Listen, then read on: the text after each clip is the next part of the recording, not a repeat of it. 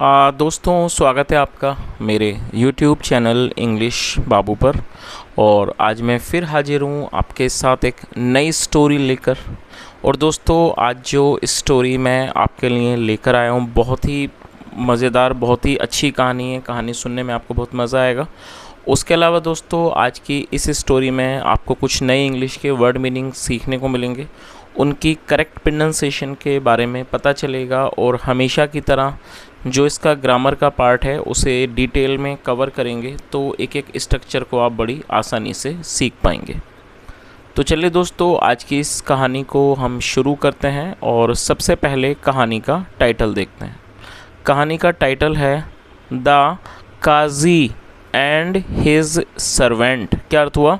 The Qazi and his servant मतलब काजी और उसका नौकर। तो दोस्तों, ये आज की इस कहानी का टाइटल है, शीर्षक है। और अब मैं इसे पढ़ना शुरू करता हूँ। आपसे रिक्वेस्ट है, आप कहानी को बिल्कुल ध्यान से सुने। यदि आपको कोई नया वर्ड मिले या फिर नया स्ट्रक्चर मिले तो आप उसे नोट करें, और यदि कहानी पसंद आए तो उसे लाइक ज़रूर करें। और दोस्तों, एक और बात, हमारे एक सब्सक्राइबर ने एक फ़ीडबैक दिया है कि सर, आप थोड़ा जब आप कहानी को शुरू करते हैं तो आप धीरे धीरे पढ़ाते हैं, लेकिन जैसे जैसे कहानी आगे बढ़ती है आप स्पीड को थोड़ा तेज़ कर देते हैं। तो दोस्तों, उसके लिए मैं माफ़ी चाहूँगा, और मैं कोशिश करूँगा कि जो स्पीड है उसे मैं नॉर्मली रखूँ, चाहे वो शुरुआत हो या फिर अंत हो, उसको एक बराबर ही बनाए रखने की मैं कोशिश करूँगा। तो चलिए दोस्तों, अब मैं इसे पढ़ना शुरू करता हूँ। There were a few courtiers who wanted to be very close to Akbar for some ill purposes। क्या मतलब हुआ? There were a few courtiers। दोस्तों, ये जो वाक्य है ये एक सिंपल पास्ट का वाक्य है। सिंपल पास्ट का मतलब होता है जब हम पास्ट में कोई ऐसा वाक्य बनाते हैं जहाँ पर वॉज या वर्ब का प्रयोग हेल्पिंग वर्ब के रूप में किया जाता है, साथ में नाउन एडजेक्टिव को लेकर वाक्य बनाया जाता है। उसके अलावा यहाँ पर हु का यूज़ किया गया है। हु एक रिलेटिव प्रोनाउन है। जब हम किसी का रेफरेंस देते हैं तो हु का यूज़ किया जाता है। और ये जो वाक्य है ये पास्ट इंडेफिनिट का अफर्मेटिव वाक्य है जहाँ सेकंड फॉर्म लगाई गई है। तो एक ही वाक्य में कई प्रकार के वाक्य यहाँ पर हैं। चलिए, इसका मतलब क्या हुआ? There were a few courtiers मतलब कुछ दरबारी थे। हु वांटेड जो चाहते थे, टू बी वेरी क्लोज बहुत ज़्यादा नज़दीक होना, टू अकबर अकबर के, for some ill purposes. Ill purpose का मतलब होता है बुरा कोई भी बुरा उद्देश्य, बुरे उद्देश्यों के लिए। तो इस पूरी लाइन का क्या अर्थ निकला?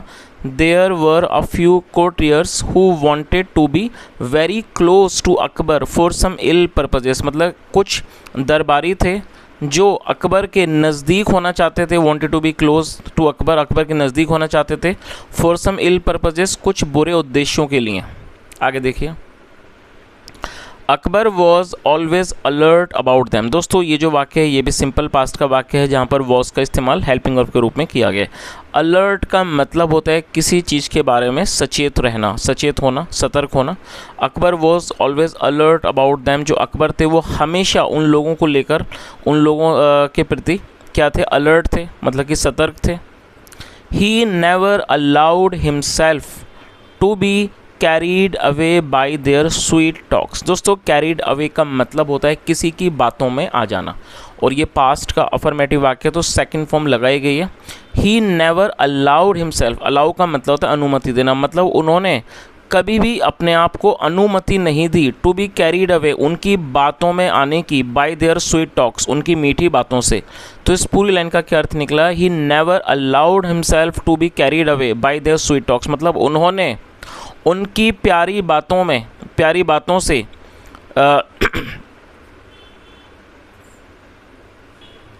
उन्होंने कभी भी उनकी प्यारी बातों में आने की कोशिश नहीं की। सिंस क्योंकि Birbal was Akbar's favourite minister. दोस्तों, यहाँ अकबर के बाद एपिस्ट्रॉफी एस है जिसका मतलब होता है काकी के। जब हम किसी नाम या व्यक्ति के साथ कुछ जोड़ते हैं तो एपिस्ट्रॉफी एस का यूज़ किया जाता है। तो क्या अर्थ हुआ? सिंस क्योंकि Birbal was Akbar's favourite minister, क्योंकि बीरबल अकबर के पसंदीदा मंत्री थे।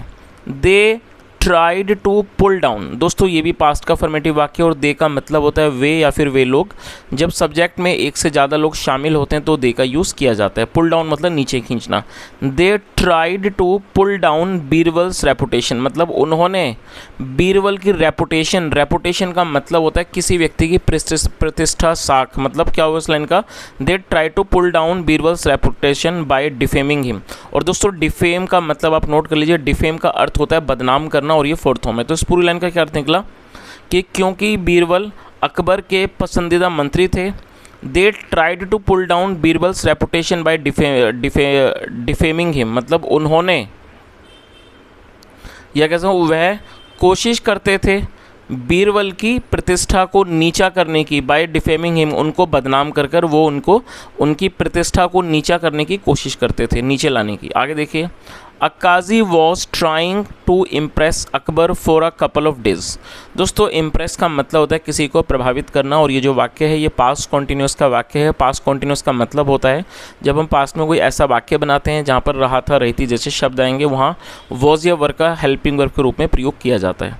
अ काजी वॉज ट्राइंग, एक काजी कोशिश कर रहा था, टू इम्प्रेस अकबर, अकबर को प्रभावित करने की, for a couple of days, कुछ दिनों से। तो इस पूरी लाइन का क्या अर्थ निकला कि एक काजी कुछ दिनों से अकबर को प्रभावित करने की कोशिश कर रहा था। He wanted to be very important minister like Birbal. और दोस्तों ये भी पास्ट का अफर्मेटिव वाक्य है जहाँ सेकंड फॉर्म लगाई गई है, और बी का मतलब होता है होना। ही वॉन्टेड टू बी, वह होना चाहता था, अ वेरी इंपॉर्टेंट मिनिस्टर, एक बहुत ही ज़्यादा महत्वपूर्ण मंत्री होना चाहता था, लाइक बीरबल, बीरबल की तरह। तो पूरी लाइन का क्या अर्थ हुआ कि वह बीरबल की तरह बहुत ही ज़्यादा महत्वपूर्ण मंत्री होना चाहता था। ही वॉज ऑल्सो ट्राइंग, वह ये भी कोशिश कर रहा था। ही वॉज ऑल्सो ट्राइंग मतलब वह ये भी कोशिश कर रहा था। He was also trying very hard, क्या अर्थ हुआ, he was also trying very hard to spoil Birbal's reputation. और दोस्तों यहाँ पे इस वर्ड को नोट कर लीजिए, SPOIL, स्पॉइल का मतलब होता है किसी चीज़ को बिगाड़ना, खराब करना, और यहाँ बीरबल के बाद एपिस्ट्रॉफी एस है तो ये हो गया बीरबल की, रेपुटेशन मतलब प्रतिष्ठा। तो इस पूरी लाइन का क्या अर्थ निकला, he was also trying very hard to spoil Birbal's reputation, मतलब वह बीरबल की प्रतिष्ठा को बिगाड़ने की भी बहुत ज़्यादा कोशिश कर रहा था, बहुत अधिक कोशिश कर रहा था। Akbar was aware of it. दोस्तों ये भी सिंपल पास्ट का वाक्य है जहाँ पर अवेयर का यूज़ एडजेक्टिव के रूप में किया गया। देखिए अवेयर का मतलब होता है किसी चीज़ के बारे में परिचित होना, अवगत होना, या कह सकते हैं किसी चीज़ के बारे में मालूमात होना।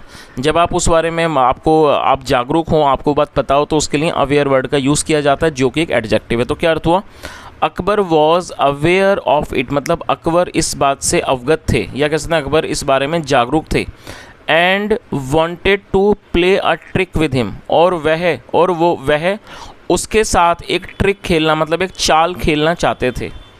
अकबर सैड, अकबर ने कहा, I will appoint you as a minister only if you can answer 3 questions. क्या अर्थ हुआ दोस्तों, इस वाक्य में देखिए विल का यूज़ किया गया है सब्जेक्ट के बाद। ये फ्यूचर इंडेफिनिट का वाक्य है। ऑलरेडी मैं इस बारे में एक छोटा सा शॉर्ट पर मैं बना चुका हूँ, तो आप उसे जाके चेक कर सकते हैं। फ्यूचर इंडेफिनिट का मतलब होता है जहाँ हम ऐसे वाक्य बनाते हैं जहाँ वाक्य की टेल पर गागे की जैसे शब्द आएंगे, वो फ्यूचर इंडेफिनिट के वाक्य कहलाते हैं, जहाँ पर विल का प्रयोग हेल्पिंग वर्ब के रूप में किया जाता है और साथ में फर्स्ट फॉर्म लगाई जाती है। अच्छा, ये जो वर्ड है APPOINT, आप इसे नोट कर लीजिए। अपॉइंट का मतलब होता है किसी व्यक्ति को काम पर रखना, नियुक्त करना, तो इसे अपॉइंट कहते हैं। जैसे आपने सुना होगा अपॉइंटमेंट लेटर का मतलब होता है नियुक्ति पत्र। तो अपॉइंट करने का मतलब क्या होता है, किसी व्यक्ति को नियुक्त करना, मतलब कि काम पर रखना। तो ये फर्स्ट फॉर्म है। तो इसका क्या अर्थ हुआ, अकबर सैड, अकबर ने कहा, आई विल अपॉइंट यू, मतलब मैं आपको नियुक्त करूँगा, एज ए मिनिस्टर, एक मंत्री के रूप में, ओनली, सिर्फ तभी, only if you can answer 3 questions, मतलब सिर्फ तभी जब आप 3 सवालों का जवाब दे सको। सीन्स, क्योंकि you are an erudite person. दोस्तों आप इसे नोट कर लीजिए, एरुडाइट एडजेक्टिव है जिसका मतलब होता है बुद्धिमान। सीन्स, क्योंकि you are an erudite person, आप एक बुद्धिमान व्यक्ति हो। You can easily answer them, आप आसानी से उनका जवाब दे सकते हो। आई गेस, मुझे ऐसा लगता है। नाउ, अब, आर यू रेडी, क्या आप तैयार हो। और दोस्तों ये जो वाक्य है ये सिंपल प्रेजेंट का वाक्य है जहाँ पर आर का यूज़ हेल्पिंग वर्ब के रूप में किया गया है। नाउ आर यू रेडी, क्या अब आप तैयार हो, टू एक्सेप्ट स्वीकार करने के लिए, सच एन ऑफर इस तरह का प्रस्ताव। तो इस पूरी लाइन का क्या अर्थ निकला, उन्होंने क्या कहा, now are you ready to accept such an offer, मतलब क्या अब आप तैयार हो इस तरह के ऑफ़र को, इस तरह के प्रस्ताव को स्वीकार करने के लिए। चलिए आगे देखिए। The Qazi had already started dreaming about his becoming a minister. दोस्तों देखिए यहाँ पर मैं इस स्ट्रक्चर को समझाता हूँ आपको, क्योंकि इस तरह के जो स्ट्रक्चर्स हैं बहुत ही कम देखने को मिलते हैं। देखिए यहाँ क्या है, हैड है और साथ में स्टार्टेड है, और स्टार्टेड के बाद देखिए फोर्थ होम भी है। अब आप इस स्ट्रक्चर को समझ लीजिए और मैं इसको समझाऊंगा भी, साथ में मैं आपको होमवर्क भी दूंगा। देखिए जब आप पास्ट में कोई ऐसा वाक्य बनाते हैं जहाँ पर लगा था आता है, जैसे कि आप मान लीजिए वाक्य बनाते हैं, मैं जाने लगा था, राजू दौड़ने लगा था, हम लोग खाना खाने लगे थे, मैं क्रिकेट खेलने लगा था, मैं अमित की मदद करने लगा था, वह पार्क जाने लगा था। मतलब कि जब आप पास्ट में ऐसा वाक्य बनाएं कि जहाँ पर लगा लगी के बाद में था भी हो, तब इस स्ट्रक्चर का आपको यूज़ करना है। तब आपको क्या करना है, हेड तो लगाना ही है क्योंकि पास्ट का है, ये परफेक्ट है, साथ में आपको स्टार्टेड लगाना है, और हमेशा याद रखें कि आपको उसके बाद फोर्थ होम लगानी है। तो पहले इसकी मतलब को देखते हैं, क्या मैं इसको ट्रांसलेट करता हूँ, उसके बाद में आपको एक एक्सेस, मैं आपको 2-3 सेंटेंस दूंगा, आप उन्हें ट्रांसलेट करेंगे। तो क्या मतलब हुआ, the Qazi had already started dreaming about his becoming a minister. और ऑलरेडी का मतलब पहले ही, मतलब क्या हुआ इस लाइन का कि काजी पहले से ही स्टार्टेड ड्रीमिंग, सपना देखने लगा था, about his becoming a minister, अपने मंत्री बनने के बारे में सपना देखना शुरू कर चुका था। तो इस पूरी लाइन का क्या अर्थ हुआ कि जो the Qazi had already started dreaming about his becoming a minister, मतलब काजी पहले से ही अपने मंत्री बनने के सपने देखने लगा था। चलिए दोस्तों, अब जैसे मैं आपको समझा चुका हूँ, यहाँ पर मैं आपको दो वाक्य दूंगा, आप उन्हें ट्रांसलेट करें और कमेंट में ज़रूर बताएं। चलिए आप उन्हें नोट कर लीजिए। वह खेलने लगा था, आई रिपीट द सेंटेंस, वह खेलने लगा था। अब आप दूसरे वाक्य को भी नोट कर लीजिए, मैं उसकी मदद करने लगा था, आई रिपीट द सेंटेंस, मैं उसकी मदद करने लगा था। तो दोस्तों ये जो स्ट्रक्चर मैंने समझाया है, इसी स्ट्रक्चर का आपको प्रयोग करना है दोनों वाक्यों में, और आप उन्हें बनाएं और ट्रांसलेट करके कमेंट में शेयर करें। आगे देखिए, ही अग्रीड, अग्री का मतलब क्या होता है, सहमत होना, second form agreed. He agreed, वह तैयार हो गया, मतलब सहमत हो गया, टू एक्सेप्ट, स्वीकार करने के लिए, द ऑफर, प्रस्ताव को।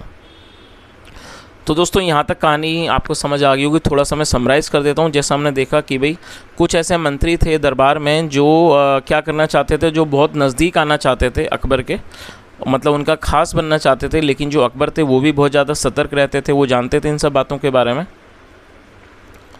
और वो कभी भी उनकी मीठी बातों में नहीं आते थे। लेकिन वहाँ जो एक काजी था जो अकबर को काफ़ी समय से इम्प्रेस करने की कोशिश कर रहा था, और वो चाहता था, मतलब बीरबल की तरह एक महत्वपूर्ण मंत्री बनना चाहता था, और वो पूरी तरह कोशिश कर रहा था बीरबल की रेपुटेशन को, प्रतिष्ठा को ख़राब करने की। और जो अकबर थे वो इस बात को जानते थे, तो अकबर ने भी एक चाल खेली, और उन्होंने क्या कहा उस मंत्री से कि अगर आप, मतलब मैं आपको अपना मंत्री के तौर पर आपको अपॉइंट कर लूँगा, लेकिन आपको 3 सवालों के जवाब देने होंगे। अगर आप उनके जवाब देते हो तो मैं आपको अपॉइंट कर लूँगा। तो जो काजी था वो इस बारे में पहले से ही सपने देख रहा था।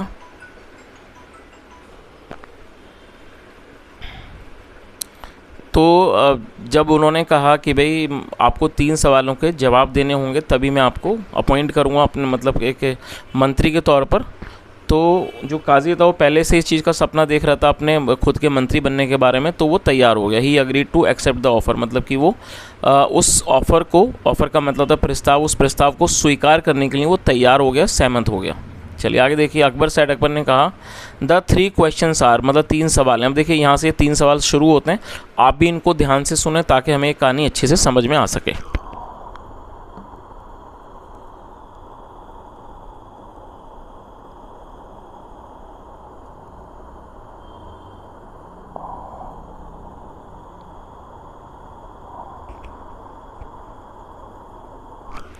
Where is the home of God. दोस्तों ये जो वाक्य है ये सिंपल प्रेजेंट का वाक्य है। सिंपल प्रेजेंट मतलब जहाँ इज एम आर का प्रयोग हेल्पिंग वर्ब के रूप में किया जाता है, साथ में नाउन एडजेक्टिव को लेकर वाक्य बनाते हैं। दूसरी बात याद रखें, जब सिंपल प्रेजेंट या सिंपल पास्ट में कोई भी वाक्य बनाया जाता है तो वहाँ पर एक्शन वर्ब का प्रयोग नहीं किया जाता है।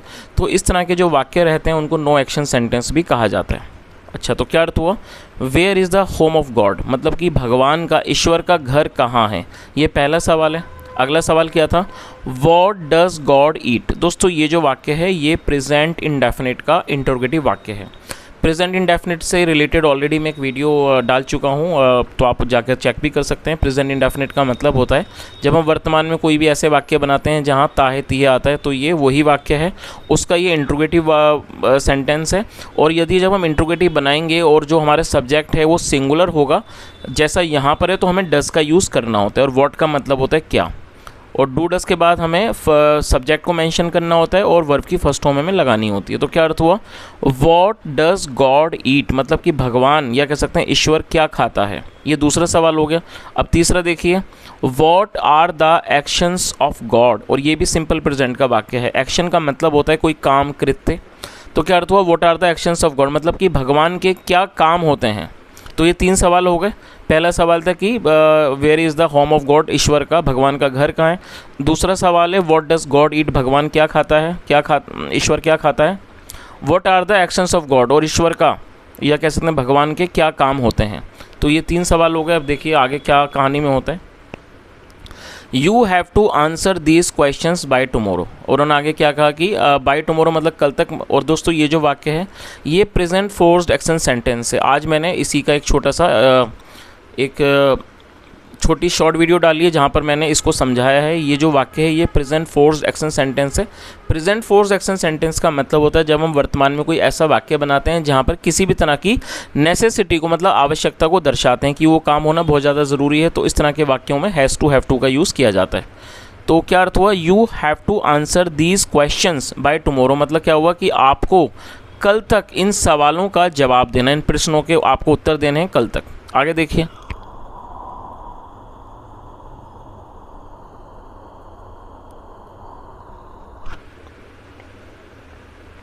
The Qazi tried to figure out the answers. दोस्तों फिगर आउट का मतलब होता है किसी चीज़ का पता लगाना, और ये पास्ट का अफर्मेटिव वाक्य है।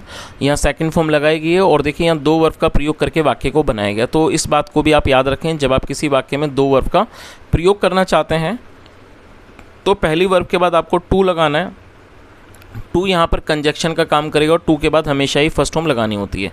The Qazi try to figure out the answers, मतलब काजी ने सवालों के, फिगर आउट द आंसर मतलब काजी ने आंसर्स मतलब जवाबों की या कह सकते हैं उत्तरों का पता लगाने की कोशिश की। But nothing came to his head, लेकिन उसके दिमाग में कुछ भी नहीं आया। केम, और ये सेकंड फॉर्म है। His servant found him in a very disturbed state.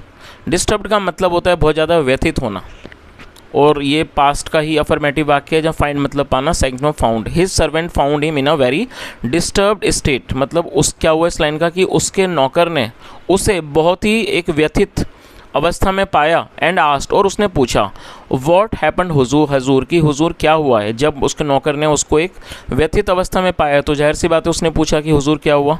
You look a bit tensed, मतलब आप थोड़े तनावग्रस्त लगते हो। लुक मतलब दिखना, लगना। व्हाट इज़ द मैटर, क्या मामला है। The Qazi narrated the whole incident. Narrate का मतलब होता है किसी बात को समझाना, बताना। काजी ने होल मतलब पूरा जो ये इंसिडेंट था, घटना थी, इसके बारे में काजी ने बताया, नरेट किया उसने।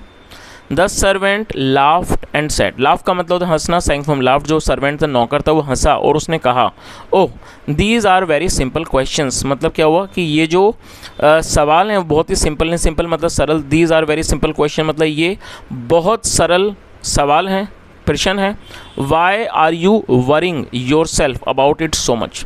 दोस्तों ये जो वाक्य है ये प्रेजेंट कॉन्टिन्यूस का वाक्य है जहाँ पर इज एम आर का यूज़ हेल्पिंग वर्ब के रूप में किया जाता है, और आर का यूज़ यहाँ किया गया हेल्पिंग वर्ब के रूप में। यू के साथ आर का यूज़ किया जाता है, और वरी का मतलब होता है चिंता करना। तो इस लाइन का क्या अर्थ निकला? Why are you worrying yourself about it so much, मतलब आप खुद इतनी चिंता क्यों कर रहे हो अबाउट इट, इस चीज़ के बारे में, सो मच इतनी ज़्यादा। तो इस पूरी लाइन का क्या अर्थ निकला? Why are you worrying yourself about it so much, मतलब आप अपने आप को इस बात को लेकर इतनी ज़्यादा चिंता क्यों कर रहे हो? लीव इट टू मी, ये मुझ पर छोड़ दो। लीव मतलब छोड़ना। आई विल आंसर दैम, मैं इनका जवाब दूंगा।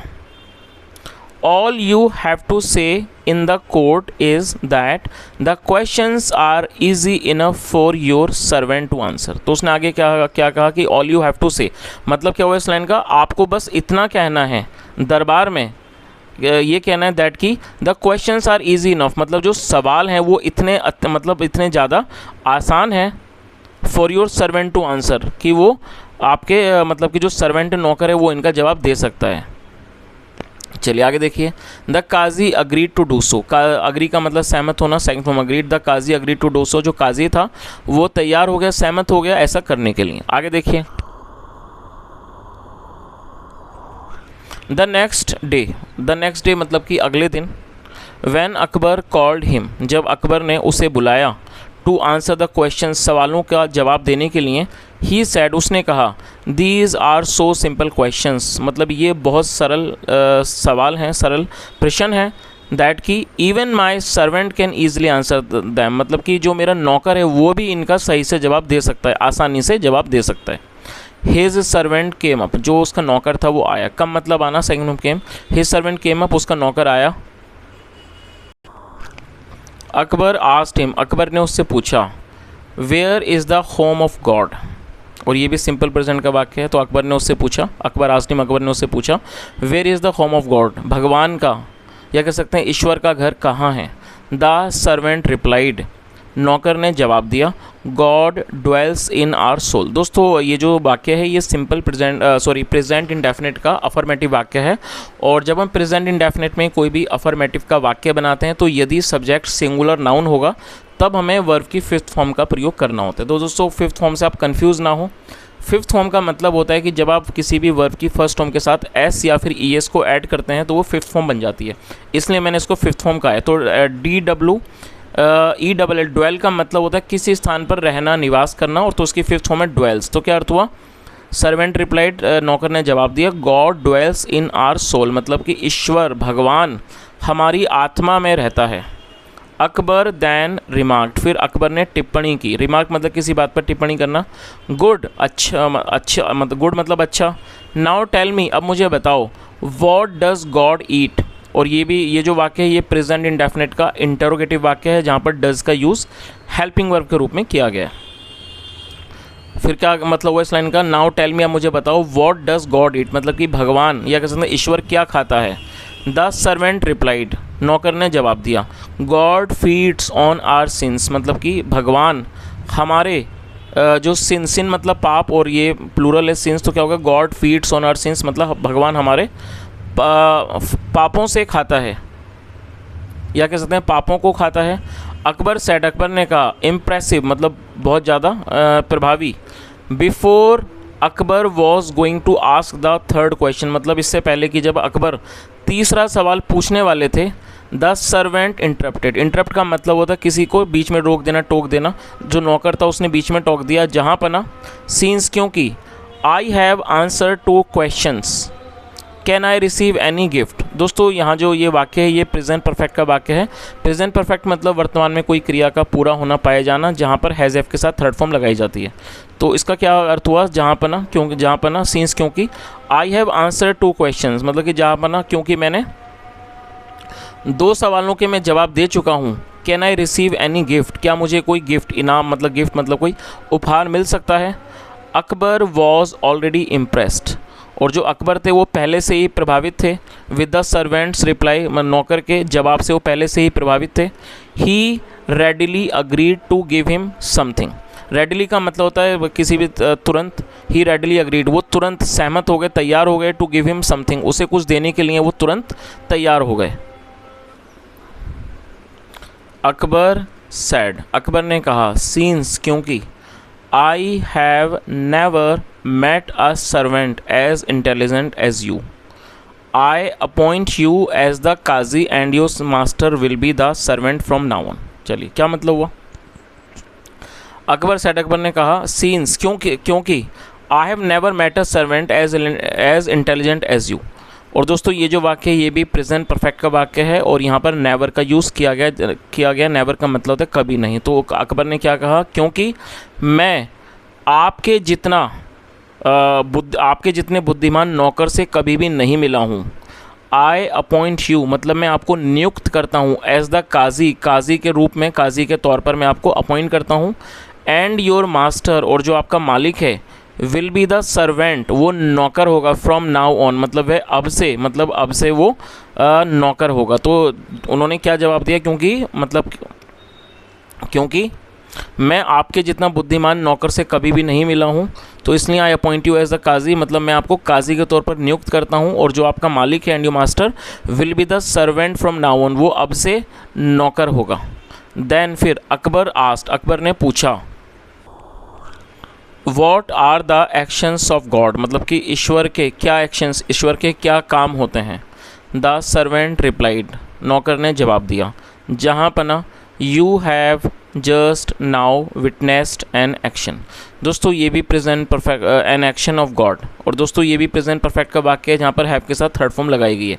देखिए विटनेस का मतलब गवाह होता है, प्लस ये एक वर्ब भी है। विटनेस का मतलब होता है किसी चीज़ का गवाह बनना, किसी चीज़ को देखना, किसी चीज़ का अनुभव करना, उसको भी विटनेस कहा जाता है। तो थर्ड फॉर्म है इसकी विटनेस्ड। तो उसने क्या कहा कि जहाँ सर्वेंट रिप्लाइड नौकर ने जवाब दिया कि जहाँ पना you have just now witnessed an action of God मतलब अभी आपने ईश्वर के काम को देखा है, उसको आपने अनुभव किया है, उसके आप गवाह बने हो।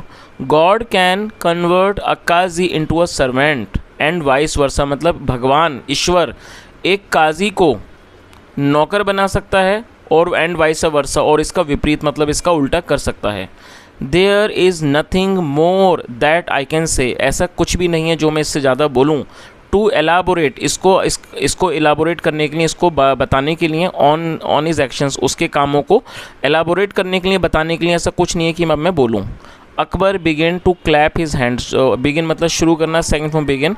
Akbar began to clap his hand मतलब अकबर अपने हाथों से ताली बजाने लगे। एंड प्रेज्ड हिज इंटेलेक्ट और उसकी इंटेलेक्ट मतलब बुद्धिमानी की उन्होंने प्रशंसा की। Akbar was successful in playing his trick जो अकबर थे वो अपनी चाल चलने में सफल हो गए, सक्सेसफुल हो गए। The qazi lost his authority जो काजी था उसने अपनी जो उसकी अथॉरिटी थी जो उसके पास वो उसने गंवा दी। To approach Akbar any further मतलब अकबर के पास जाने की, उन्हें अप्रोच करने की जो अथॉरिटी थी वो उसने गंवा दी। चलिए तो दोस्तों इस तरह से ये कहानी ख़त्म होती है। और जैसा हमने देखा कि जो बीरबल थे उन्होंने अपनी बुद्धिमानी से एक काजी को नौकर बनवा दिया। तो दोस्तों ये आज की एक छोटी सी कहानी थी। यदि आपको कहानी अच्छी लगी हो और मेरा पढ़ाने का प्रयास अच्छा लगा हो तो आपसे रिक्वेस्ट है आप वीडियो को लाइक करें, शेयर करें, चैनल को ज़रूर सब्सक्राइब करें। और दोस्तों जो भी आपका सुझाव हो आप ज़रूर बताया करें क्योंकि आपके सुझावों को मैं ज़रूर देखता हूँ और मैं कोशिश करता हूँ उनको इम्प्लीमेंट करने की। सुनने के लिए thank you so much. Have a nice day and bye.